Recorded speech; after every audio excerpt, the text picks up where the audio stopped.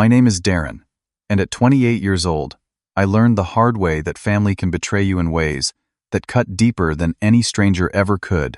When my sister Amanda stole my entire college fund for her shopping addiction, my family laughed it off as just typical sibling stuff. Fast forward 6 years, and guess who called begging for financial help after they landed themselves in crushing debt?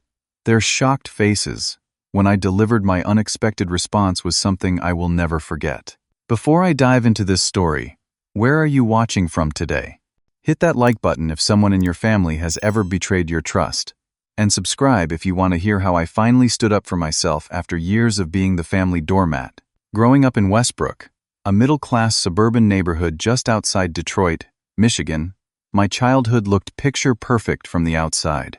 Our two-story colonial, with the white picket fence and neatly trimmed lawn, gave no indication of the favoritism that ran rampant inside those walls. My father, Robert, worked as a construction manager for a reputable company in the area, putting in 60-hour weeks to provide for our family. My mother, Lisa, taught 3rd grade at the local elementary school, the same one Amanda and I attended. She was beloved by her students, always bringing home crafts and stories about her day. From neighbors and friends, we were the ideal American family, but reality told a different story. From my earliest memories, it was clear that Amanda held a special place in our family. 3 years older than me, she commanded attention with her outgoing personality and charm. When she started dance lessons at age 7, my parents never missed a recital, sitting front row with bouquets of flowers and recording every minute. Meanwhile, when I joined the baseball team at 9, they made it to maybe 1 game a month, always with excuses about work or Amanda needing something. My 10th birthday consisted of pizza and a small gathering of friends in our backyard. 3 months later, Amanda turned 13 and received a professional DJ, catered food, and a guest list of 30 kids from school. When I asked my mother about the difference, she patted my head and said, "Your sister is at an important age, sweetie. Your time will come." But that time never came. Despite the obvious favoritism, I threw myself into academics, maintaining a 4.0 GPA throughout elementary and middle school. My report cards would go on the refrigerator for a day or two before being replaced by whatever artwork or participation certificate Amanda brought home. I learned quickly that academic achievement would never earn me the attention that came so easily to my sister. When we were 13 and 16 respectively, our parents sat us down for what they called an important family meeting. They proudly announced they had established college funds for both of us, explaining how they had been saving since we were babies. My father detailed how the accounts would continue to grow, and by the time we graduated high school, we would each have approximately $35,000 for our education. "This is our gift to you both," my mother said, her eyes lingering on Amanda. "We want you to have the opportunities we never had." For me, this news ignited a spark of hope. Education had always been my refuge, and the University of Michigan had been my dream school since a campus tour in 6th grade. Their computer science program ranked among the best in the country, and with this fund, that dream seemed attainable. I started researching scholarships and planning my high school curriculum around college preparation. When I turned 16, I got a part-time job at the local grocery store, working weekends and summer breaks. Every paycheck, I would deposit half into my personal savings account, earmarked to supplement my college fund. While my friends were going to movies or buying video games, I was thinking about my future. My parents occasionally commented on my mature attitude, but these rare compliments always came with a comparison. If only Amanda had your discipline. Amanda, meanwhile, continued her pattern of irresponsible behavior through high school.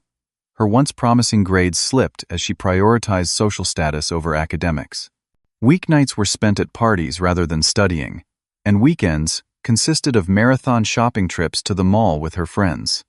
She cycled through friend groups quickly, always chasing popularity. Her room overflowed with clothes, many still bearing tags, purchased with the generous allowance our parents provided, despite her declining performance. "Your sister is finding herself," my father would explain when I questioned the double standard. College applications care about being well-rounded, not just book smart. During her senior year, Amanda failed 2 classes and had to attend summer school to graduate.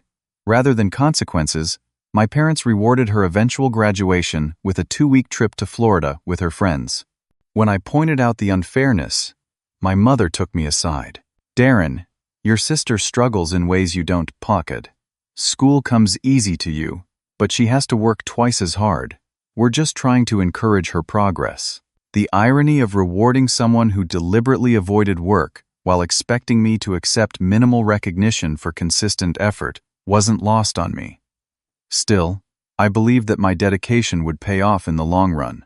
The college fund represented a future where my efforts would finally be recognized, where I could build something for myself independent of my family's dysfunctional dynamics. Little did I know that even this small promise of future opportunity would be taken from me by the very people who claim to have my best interests at heart. The spring of my senior year should have been exhilarating. I had been accepted to several universities, including my dream school, the University of Michigan. Their computer science program was everything I wanted, and being only a few hours from home seemed like a perfect balance of independence while staying connected to family. I had maintained my 4.0 GPA, served as president of the computer club, and even led our programming team to state finals. Everything was falling into place, and I was ready to make the transition to college life. One Sunday afternoon in April, I decided it was time to sit down with my parents and discuss the logistics of accessing my college fund. With tuition deposits due soon, I needed to understand exactly how the money would be transferred to the university. I remember the day clearly because it was unusually warm, and the cherry tree in our front yard had just bloomed, filling the air with a sweet fragrance that would forever after remind me of betrayal. I approached my father in his home office, where he was reviewing some blueprints for work. "Dad, can we talk about the college fund? Michigan needs the first payment by May 1st. He looked up, a flicker of something crossing his face that I couldn't identify at the time but later recognized as guilt. "Sure, son. Let me grab your mother for this conversation." We gathered around the kitchen table, that same table where years earlier they had proudly announced the establishment of our college funds. My mother fidgeted with her coffee mug, avoiding eye contact. "I was thinking we should contact the bank this week," I began, pulling out a folder with my acceptance letter and financial information. "The bursar's office needs confirmation of payment before I can register for orientation and classes." My parents exchanged glances, a silent communication passing between them that immediately set off alarm bells in my head. "Darren," my father began, clearing his throat, "there's something we need to discuss about your college fund." My stomach dropped as he explained that there had been some adjustments to my account over the past year. I listened in growing horror as the truth emerged. Amanda had convinced my parents to temporarily borrow from my college fund after she had maxed out her credit cards and depleted her own college savings. "Your sister was going through a difficult time after her breakup with Tyler," my mother explained, as if that justified theft. "She needed to find herself again, rebuild her confidence." My hands shook as I asked, "How much did she take?" Another glance between them. My father finally admitted, "The account currently has about $3,000 remaining." The room spun around me. $32,000 gone. My future, my dreams, my years of hard work and sacrifice vanished because my sister wanted designer clothes and weekend getaways with her new friends. "Where is Amanda?" I demanded, my voice barely controlled. They called her downstairs, and I will never forget her casual entrance, phone in hand, completely oblivious to the fact that my life had just imploded. When confronted, she shrugged and had the audacity to laugh. "It's not that serious, Darren. You can get student loans like normal people. Besides, I really needed that stuff after Tyler dumped me for Jessica. Do you know how embarrassing that was?" I stared at her, at the $200 jeans she wore, the designer purse tossed carelessly on the counter, the new highlights in her hair that probably cost more than my weekly paycheck. "You stole from me," I said, my voice hollow. "That was my money, my future." "We're family," she replied with a dismissive wave. "Family shares. And technically, it was Mom and Dad's money anyway." I turned to my parents, waiting for them to defend me, to share my outrage, to promise consequences for Amanda, or a plan to repay what was taken. Instead, my father patted my shoulder awkwardly. "Son, we understand you're upset, but you've always been the responsible one. You'll figure something out. Apply for scholarships, get some student loans. Your sister doesn't have your abilities or your work ethic." In that moment, I realized that in their eyes, my responsibility was not a virtue to be rewarded, but a burden to be exploited. Because I was capable, I deserved less support, less protection, less consideration than my sister. The following week brought more salt in the wound, as extended family learned of the situation. Rather than recognizing the theft, my aunts and uncles sided with Amanda. My Uncle Paul called me too serious and suggested I lighten up. Aunt Carol reminded me that family sticks together through everything. No one seemed to understand that this wasn't about money, but about betrayal, about years of favoritism culminating in the ultimate message that my future mattered less than Amanda's shopping sprees. I spent nights calculating exactly what had been taken from me, $32,000 of my $35,000 fund. I researched frantically for scholarships, but many deadlines had already passed.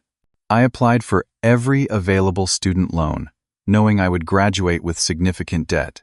Most painfully, I had to decline my acceptance to the University of Michigan, instead enrolling at State University, where costs were lower, and I had received a small merit scholarship. In the months before leaving for college, I went through the motions at home, speaking only when necessary, retreating to my room, or taking extra shifts at work to avoid family interactions. My parents made awkward attempts at normalcy, buying me a new laptop for school and offering advice about dorm life. Amanda continued her life unchanged, now working part-time at a boutique, where she spent most of her paycheck on employee-discounted clothes. The day I left for college, my mother cried, and my father gave me a firm handshake. Amanda was out with friends. As I drove away from the house I had grown up in, I made a decision that would guide the next phase of my life. I would build my future entirely on my own terms. And I would never again expect emotional or financial support from the people who had proven they did not value my dreams as equal to their favorite child's desires. The college fund betrayal cost me more than money. It cost me my family as I had known it. In its place, I was left with a harsh but ultimately valuable lesson. Blood relation does not guarantee loyalty, and sometimes the family you choose matters more than the family you're born into. State University wasn't University of Michigan. The campus lacked the prestige, the computer science department had fewer resources, and the networking opportunities were more limited.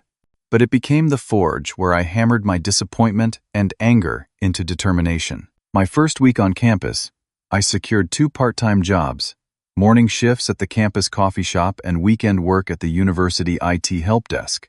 Between these jobs and my full course load, my typical day started at 5:30 in the morning and ended after midnight.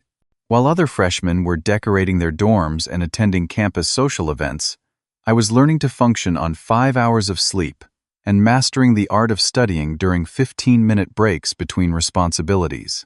My housing situation reflected my new financial reality. Unable to afford even standard dorm fees, I found a room in an old house 6 blocks from campus, sharing a bathroom with 3 other students and dealing with unreliable heating during Michigan's brutal winters. Many nights I wore layers of clothes to bed, huddled under every blanket I owned as temperatures inside dipped below 50 degrees. The physical exhaustion was challenging, but the lost experiences weighed on me more heavily. I missed the typical freshman bonding, the late-night philosophical discussions in dorm lounges, the impromptu frisbee games on the quad. When classmates invited me to weekend activities, my response became a well-rehearsed, "Sorry, I have to work." Eventually, the invitations stopped coming. Despite these challenges, I maintained a 3.9 GPA my first semester. Each assignment, each exam, became a silent rebuttal to my family's betrayal. I wouldn't just survive, I would excel, proving to myself that their lack of support couldn't diminish my capabilities. During my second semester, fortune finally offered a small kindness. In my advanced programming class, Professor James Wilson noticed my work and asked me to stay after class one day. "Your coding solutions show unusual creativity," he said, reviewing my latest project. "But you look exhausted. Is everything okay?" Something about his genuine concern broke through the wall I had built around myself. Before I knew it, I was telling him everything about the stolen college fund, my multiple jobs, my struggle to stay afloat. Instead of pity, Professor Wilson offered practical support.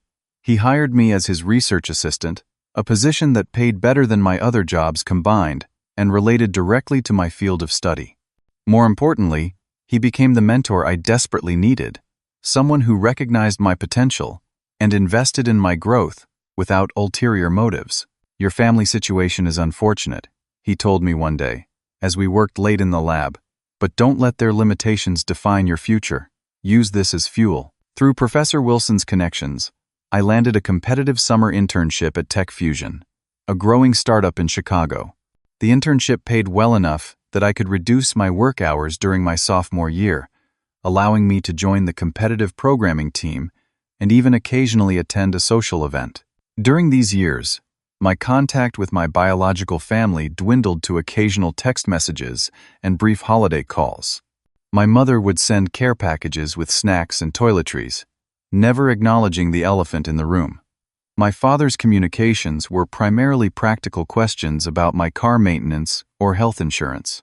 Amanda never reached out at all. Through campus gossip networks, I learned that Amanda had dropped out of community college after one semester, claiming it wasn't the right environment for her learning style. She moved back home, cycling through retail jobs, while my parents continued supporting her financially. Each update confirmed that the family dynamic remained unchanged, reinforcing my decision to build a life independent of their influence. The friendships I formed during those years became my chosen family. Lucas, my programming team partner who had overcome his own family struggles; Sophia, an engineering major whose relentless optimism balanced my cynicism; and Marcus, my housemate who taught me that vulnerability could be strength rather than weakness.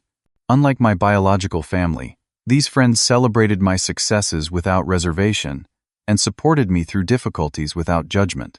Junior year brought another turning point when I developed an innovative algorithm as part of Professor Wilson's research project. Our work was published in a prestigious academic journal, opening doors I had thought permanently closed after the loss of my Michigan opportunity. Technology companies began reaching out with internship offers for the following summer, including several that typically recruited exclusively from Ivy League schools. I selected an internship with Vertex Systems in San Francisco, which turned into a job offer for after graduation. The salary they proposed would allow me to begin repaying my student loans immediately while still living comfortably a continent away from my family's drama. Senior year, my parents made periodic attempts to reconnect, perhaps sensing that I was slipping permanently from their influence. My mother called, more frequently, asking about my classes and job prospects. My father even drove to campus once, taking me to dinner and awkwardly discussing the weather and sports.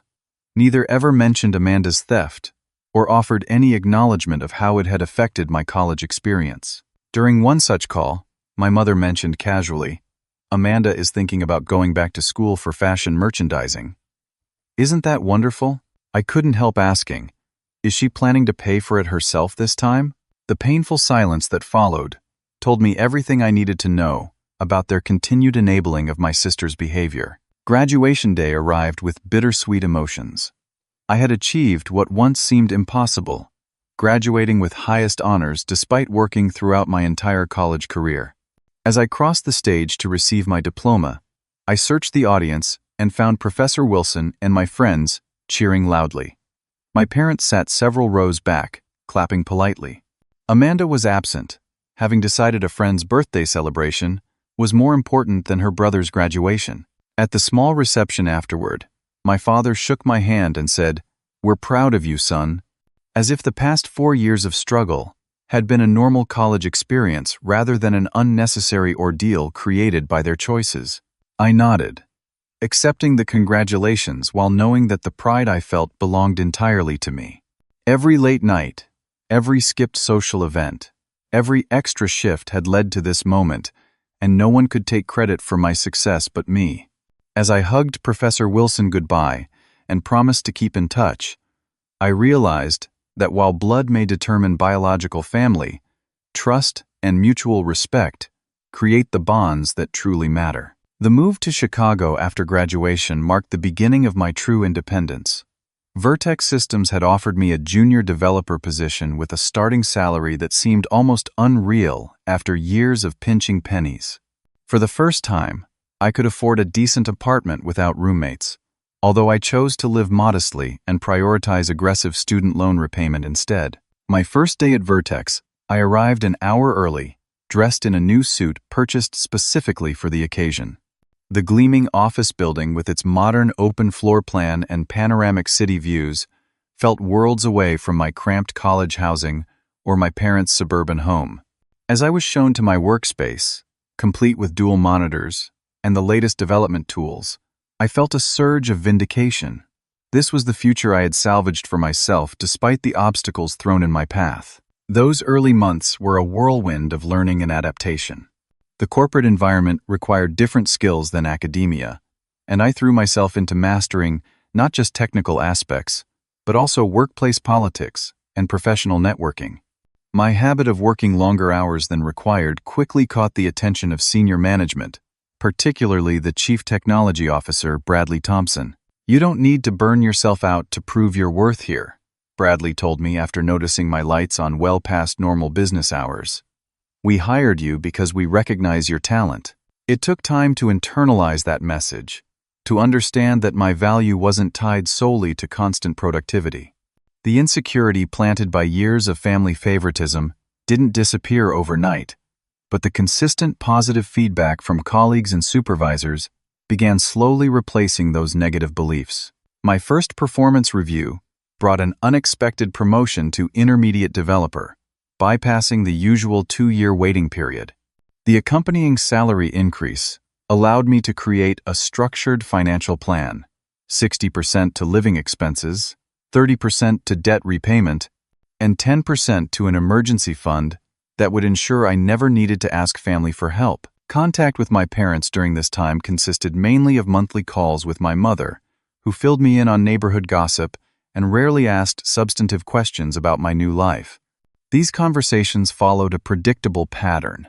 She would share news about relatives and family friends, occasionally mention my father's work stress, and eventually turn to Amanda's latest drama. I practiced the art of neutral responses, offering neither criticism nor support for their continued enabling of my sister. Through these filtered updates, I learned that Amanda had abandoned her plans for fashion school, instead bouncing between retail jobs that never lasted more than a few months.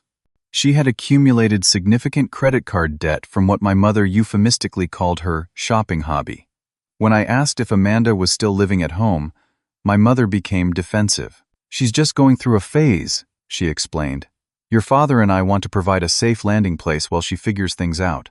Translation: At 27, Amanda remained fully dependent on our parents, contributing nothing to household expenses while continuing her pattern of financial irresponsibility. I wondered sometimes if they ever connected her current behavior to the lesson they had taught her years ago, when stealing my college fund brought no consequences. As my career accelerated, so did my distance from family dynamics. My second year at Vertex, I led development of a security protocol that became a significant revenue generator for the company. The substantial bonus I received went directly to eliminating the last of my student loans, a moment of financial freedom I celebrated with my Chicago friends, rather than sharing with family who wouldn't understand its significance. That year also brought Jennifer into my life. We met at a technology conference where she was presenting research on artificial intelligence ethics. Her brilliant mind and genuine warmth drew me immediately, but what truly distinguished her from previous relationships was her supportive, healthy family background. The first time she invited me to dinner with her parents, I watched in amazement as family members engaged in respectful disagreements, celebrated each other's achievements without comparison, and demonstrated authentic interest in each person's life. "Your family is different," I commented on the drive home. Jennifer laughed. They're pretty normal, actually. They just like each other. Through Jennifer and her family, I began recognizing how deeply my own family experience had shaped my expectations and behaviors. The contrast helped me articulate boundaries I hadn't previously identified. When my mother called with increasingly frequent financial concerns, I could now recognize the subtle manipulation techniques and redirect the conversation rather than feeling responsible for solving problems I hadn't created. 3 years into my Chicago position, I received an offer from a prestigious San Francisco tech company that would advance my career significantly. The decision to move across the country wasn't difficult from a professional standpoint, but it represented another step away from any possibility of reconciliation with my Michigan family. Jennifer, now my girlfriend of over a year, supported the move and eventually followed, after securing her own position at a Bay Area research institute.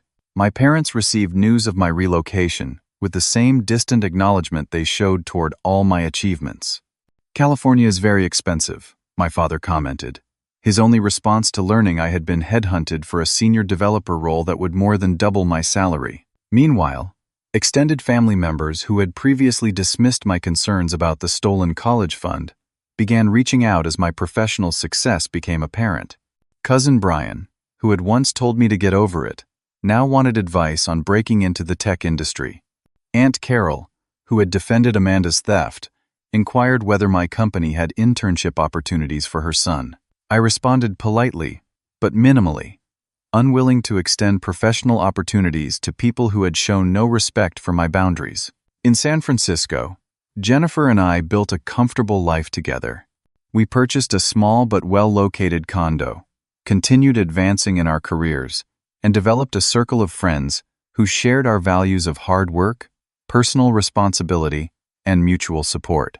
At 28, I had achieved a level of success that would have seemed impossible during those dark days after discovering my empty college fund. The irony wasn't lost on me that by stealing my educational opportunity, my family had inadvertently pushed me onto a path of complete self-reliance that resulted in greater success than I might have achieved with their support. That realization didn't excuse their actions, but helped me find a measure of peace with the past. I had built something valuable from the ruins of betrayal, something entirely my own that couldn't be taken away by anyone else's poor choices. Then came the call that would test everything I had learned about boundaries, forgiveness, and the true meaning of family obligation. The call came on a Tuesday evening as Jennifer and I were finishing dinner in our San Francisco condo. My phone displayed Dad's cell, a rare occurrence that immediately sent warning signals. My father typically communicated through my mother, and direct contact usually meant something significant had happened. "Hello?" I answered, bracing myself. "Darren." My father's voice sounded older, more strained than I remembered. "I hope I'm not interrupting anything important." The formality between us had never faded, even after years. "Just finishing dinner. Is everything okay?" There was a heavy pause before he responded. "No, son. Things aren't okay at all. Your mother and I are in serious financial trouble, and we need your help." Over the next 20 minutes, my father outlined a situation that had apparently been building for years. His construction company had failed during the economic downturn, leaving substantial business debts. Rather than declaring bankruptcy immediately, he had tried to save the business by taking out a second mortgage on their house and liquidating most of their retirement savings. "We were sure things would turn around," he explained, his voice revealing the desperation behind the decision. "By the time we accepted it wasn't going to happen, we were in too deep." Meanwhile, my mother had been forced into early retirement when her school district cut positions, and she developed arthritis that made finding new employment difficult. Their income had dropped drastically, while their expenses remained the same. As troubling as this information was, the most predictable part of the story involved Amanda. Now 31, my sister had moved back home 3 years ago after roommate issues in her apartment. According to my father, she contributed minimally to household expenses despite working full-time at a department store. What he didn't say directly, but I understood from his careful phrasing, was that Amanda had continued accumulating debt and expected our parents to bail her out repeatedly. "The bank is threatening foreclosure," my father finally said. "We need about $50,000 to get current on the mortgage and pay off the most pressing debts. Your mother doesn't know I'm calling you. She's too proud to ask for help, but I don't see another option." I sat silently, processing this information while Jennifer watched with concern from across the table. My father filled the silence with what he clearly thought was a compelling argument. "I know we haven't always been the perfect parents, but we did our best. Family takes care of family when times get tough. You're doing so well now, and we wouldn't ask if we had any other option." What struck me most was what remained unacknowledged.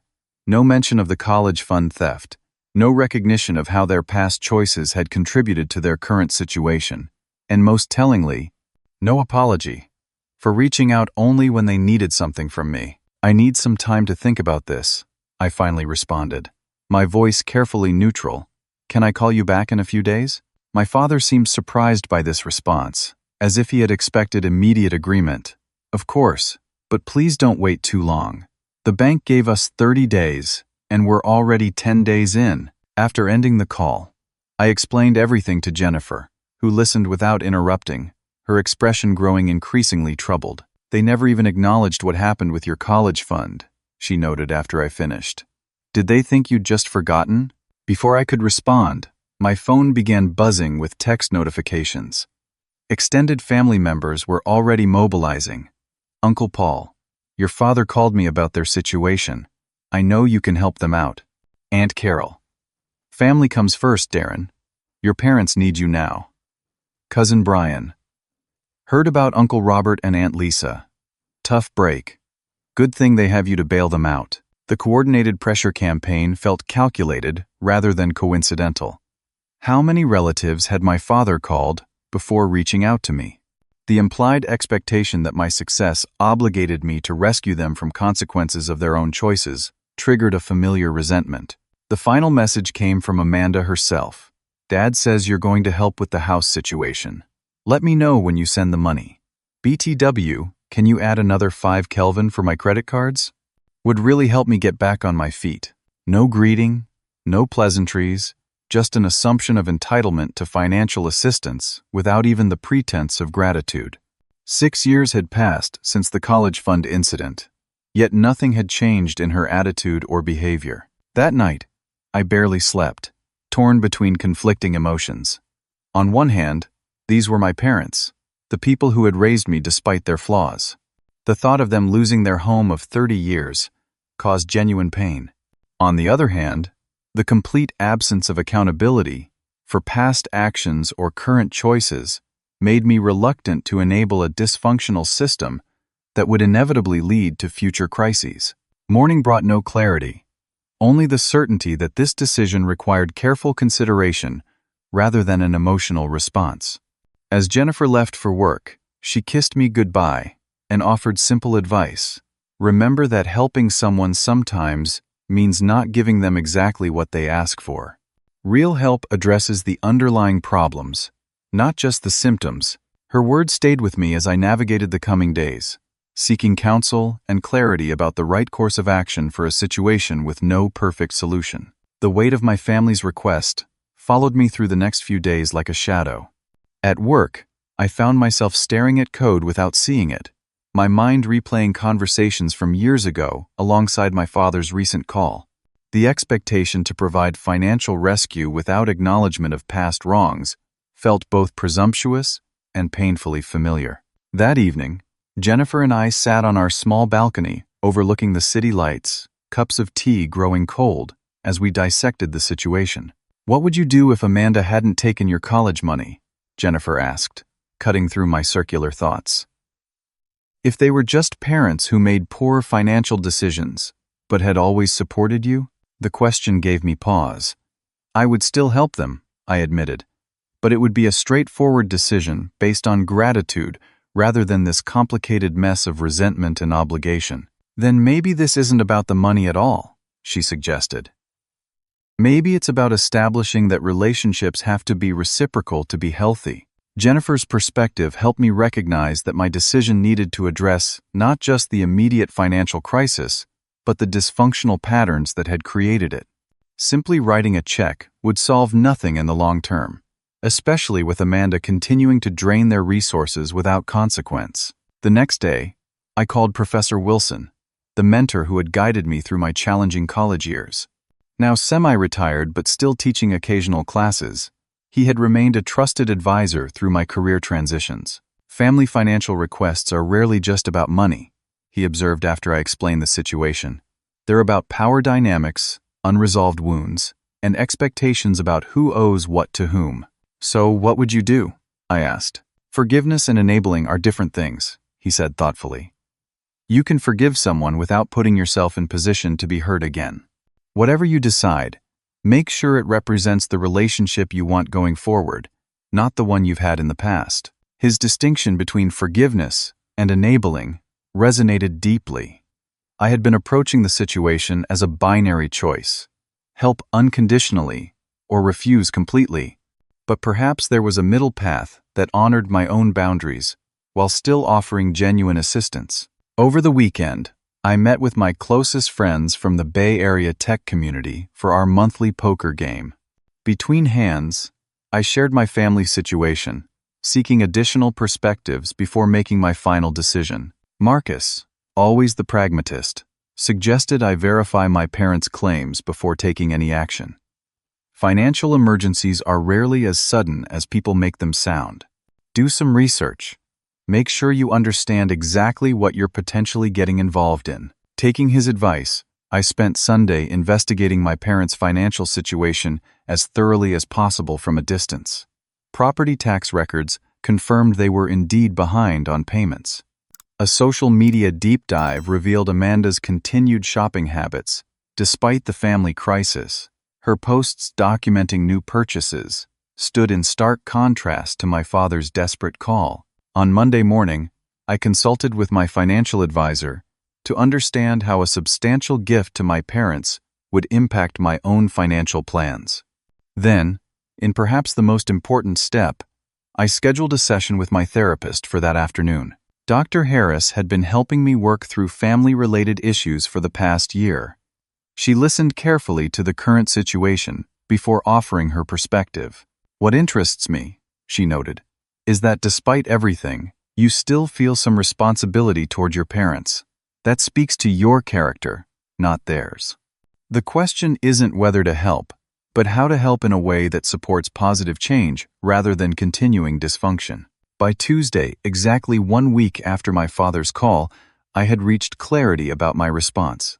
I requested 2 days off work and booked a flight to Michigan, texting my father only, coming to discuss the situation in person. Will arrive Thursday evening. Please have everyone available Friday morning. The flight gave me time to finalize my plan, reviewing the documents I had prepared, and rehearsing the boundaries I would establish. I had chosen an approach that reflected my values rather than my resentments, but it would require courage to deliver in person. Landing in Detroit, I rented a car and drove to the hotel I had booked rather than staying at my parents' house. The distance was both physical and symbolic, a statement that I was entering this situation on my own terms. Friday morning arrived with a light rain that matched the somber mood as I pulled into the driveway of my childhood home. The house showed signs of neglect that hadn't been visible during my last brief visit 2 years ago: peeling paint, missing roof shingles, overgrown landscaping.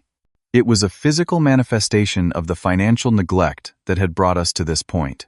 My mother answered the door, her surprised expression confirming my suspicion that my father hadn't fully informed her about the purpose of my visit. She hugged me tightly, her frame feeling smaller than I remembered. "Darren, we thought you were just coming for dinner tonight. Why didn't you tell us you were arriving early?" "I think Dad knows why I'm here," I replied, stepping into the living room where my father sat in his recliner, tension visible in his posture. "Is Amanda here?" "She's upstairs," my mother said, confusion evident in her voice. "Should I call her down?" "Please do.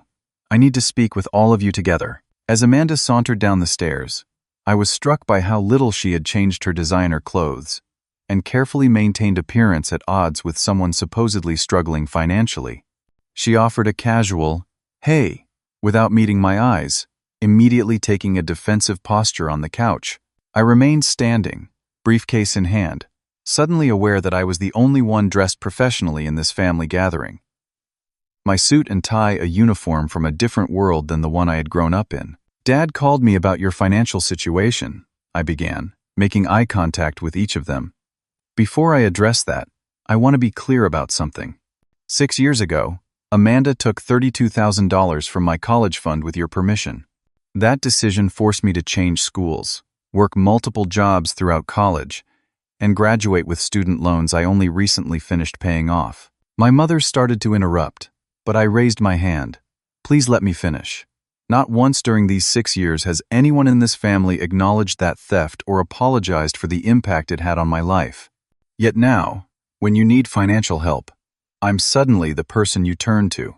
The uncomfortable silence that followed was broken by Amanda's defensive response. "Are you seriously still hung up on that? It was just money. Get over it already." Rather than engaging with her directly, I opened my briefcase and removed a folder of documents. "I've given this situation a lot of thought, and I've decided that I will help, but on my terms, not yours." I handed my father the folder, which contained a comprehensive financial assistance plan I had developed with professional guidance. "I'm prepared to provide $50,000 to address the immediate crisis, but it comes with conditions that are non-negotiable. First, the money will not be given to you directly. I'll pay the mortgage company and creditors myself to ensure the funds are used as intended." My father began to object, but I continued. "Second, Amanda must move out within 30 days and support herself completely. My financial assistance is contingent on her financial independence from you." Amanda jumped up. "You can't dictate where I live. Mom, Dad, tell him he can't do this." "Third," I continued steadily, "all of you will attend financial literacy classes. I've researched local programs and will pay for the courses." I turned specifically to Amanda. "Fourth, you need to acknowledge what you took from me and develop a repayment plan. It doesn't have to be immediate, but there needs to be accountability." "This is ridiculous," she sputtered. "You come in here acting like some big shot, telling us how to live our lives just because you have money now." "That's exactly the point, Amanda. I have money now despite what you did, not because anyone in this family supported my goals. And yes, having earned my success gives me the right to set conditions on how my money is used." My mother had begun crying silently, while my father stared at the documents in his hands. The plan I had outlined was fair but firm. It would save their home while requiring changes that should have happened years ago. "You have 24 hours to decide," I concluded. "If you accept these terms, I'll move forward with the payments immediately. If not, I wish you the best, but I won't enable patterns that will only lead to another crisis in the future." Without waiting for their response, I picked up my briefcase and walked toward the door. "I'll be at the Marriott downtown. Call me when you've made your decision." As I drove away, I felt neither triumph nor regret, just the quiet certainty that I had finally found the balance between compassion and self-respect that had eluded me in all my previous interactions with my family. 23 hours after walking out of my parents' house, my phone rang. My father's name appeared on the screen, and I took a deep breath before answering, prepared for either acceptance or rejection of my terms. "We accept your conditions," he said without preamble, his voice a mixture of resignation and relief. "All of them." I arranged to meet them the following morning at their house to formalize our agreement and begin implementing the financial rescue plan. When I arrived, the atmosphere was markedly different from the previous day.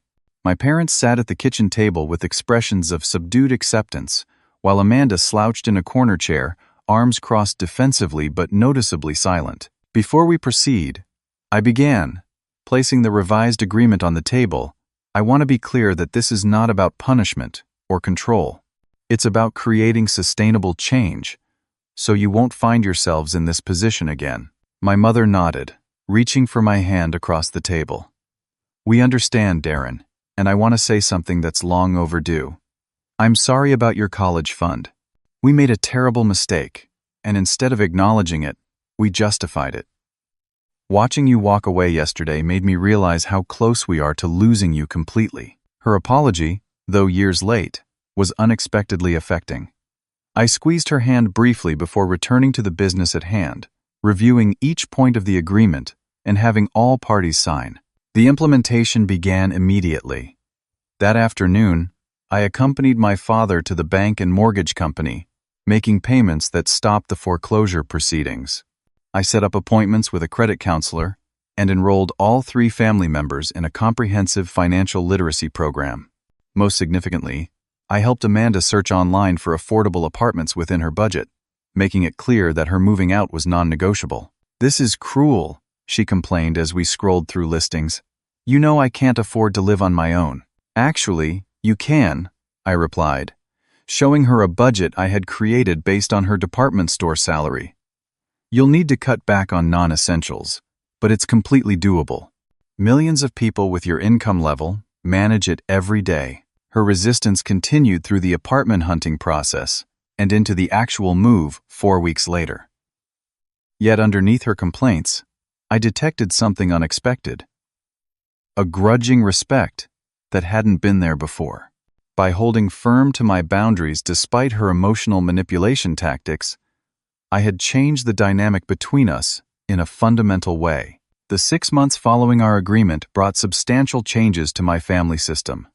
My parents completed their financial literacy course and implemented a strict budget that eliminated unnecessary expenses. My father found part-time work as a construction consultant, supplementing their retirement income. My mother started selling handcrafted items online, turning her longtime hobby into a modest revenue stream. Amanda's transformation was slower, but ultimately more profound. The reality of paying her own rent and utilities created a crash course in financial responsibility that no lecture could have provided. After bouncing a check and incurring bank fees, she began tracking her expenses meticulously. When her car needed repairs she couldn't afford, she took public transportation rather than asking our parents for money, a small but significant shift from her previous patterns.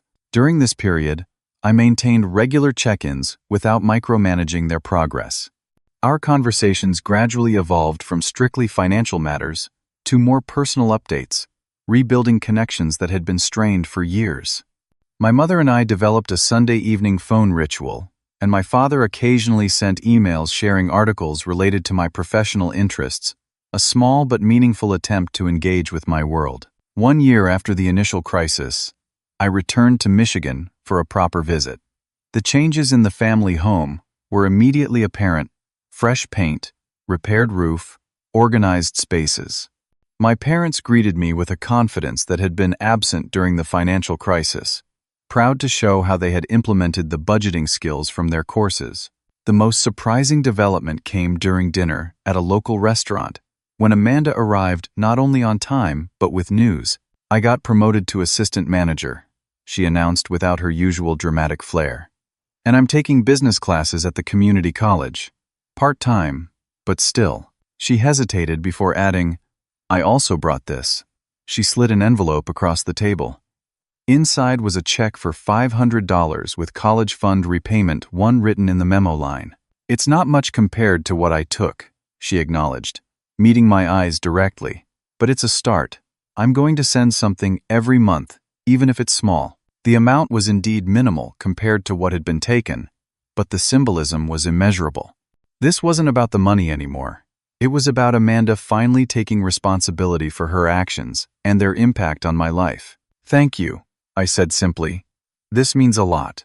Later that evening, sitting on the back porch with my father, I reflected on the journey that had brought us to this point. "I never wanted to be the bad guy," I told him. "Setting those conditions was the hardest thing I've ever done." He nodded, looking out at the yard rather than at me. "You know, when you were a kid, we always thought Amanda needed us more. She was louder about it, more demanding. You seemed so self-sufficient that we took you for granted." He paused. "That was our mistake, not seeing that quiet strength still needs support." His acknowledgement, though belated, helped heal a wound I had carried since childhood.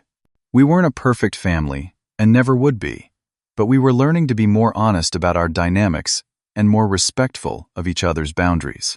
My relationship with my parents continued to improve gradually over the following years. built on a foundation of mutual respect rather than obligation. Amanda and I developed a cautious friendship, our shared history acknowledged rather than ignored. She continued her monthly repayments faithfully, each check representing another small step toward rebuilding trust. The most valuable outcome of this journey wasn't financial, but personal. By standing firm in my boundaries, while still offering genuine help, I had broken a toxic family cycle that might otherwise have continued indefinitely.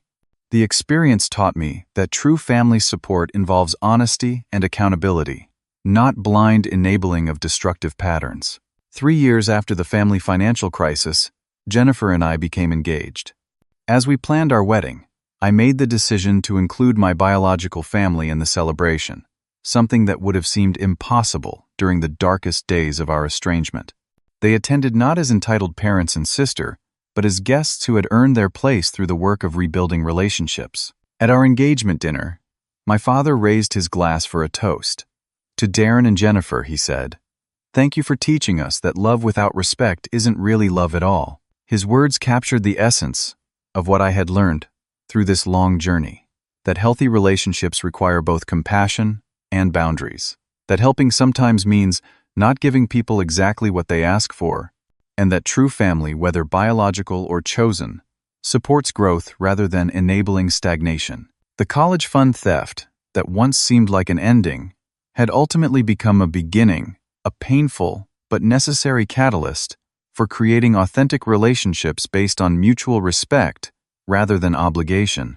In refusing to be a doormat while still extending a helping hand, I had not only saved my family from financial ruin, but offered them something far more valuable, the opportunity to become better versions of themselves. Have you ever had to set difficult boundaries with family while still showing love?